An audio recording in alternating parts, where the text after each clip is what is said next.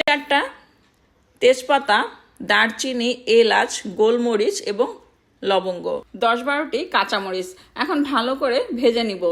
বিরিয়ানি রান্না করার জন্য আমি এখানে ব্লেন্ড করার জন্য মশলা নিয়েছি একটা জয়ফল, কিছু জয়ত্রী, সাদা গোলমরিচ আর সামান্য পরিমাণ শাহি জিরা নিয়েছি। এখন এখানে দিয়ে দিব ভিজিয়ে রাখা কিছু কিশমিশ। আরও আমি এখানে দিব কাঠবাদাম।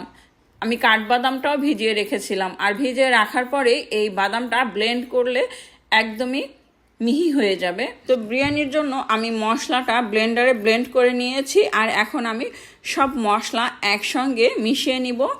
2 চামচ পরিমাণ মরিচের গুঁড়া নিয়েছি, রসুন বাটা 2 চামচ, আদা বাটা নিব আমি এখানে 2 চামচ। সব মশলা আমি একসঙ্গে ভালো করে মিশিয়ে নিব। টক দই নিব 2 চামচ পরিমাণ। সব মশলা ভালো করে মিশিয়ে নেওয়ার পরে এখানে দিয়ে দিব 1 প্যাকেট রাঁধুনি বিরিয়ানি মশলা।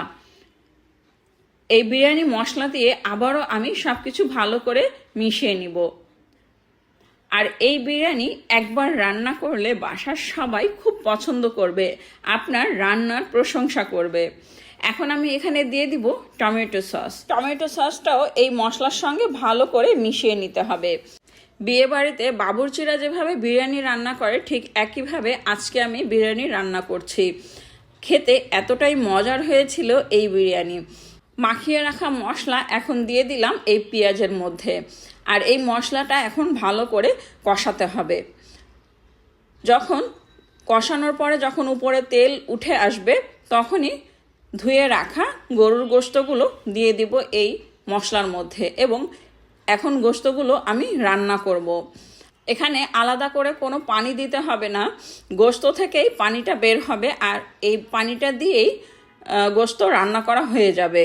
তো এখন লবণ দিয়ে দিলাম পরিমাণ মতো, ভালো করে নেড়েচেড়ে ঢাকনা দিয়ে ঢেকে দিব।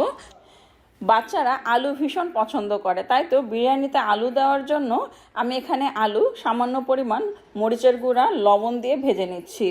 এখানে গোশত হয়ে গেছে, উপরে তেল উঠে এসেছে, গোশতগুলো খুব ভালোভাবে সিদ্ধ হয়েছে। আর এখন আমি একটা বোলের মধ্যে আলাদা করে গোশতগুলো তুলে নিব। যারা বিরিয়ানি রান্না করতে ভয় পান বা ভালো লাগবে না খেতে, তারা এভাবে করে বিরিয়ানি রান্না করে দেখতে পারেন। অসম্ভব মজার হয় এই বিরিয়ানি রান্না।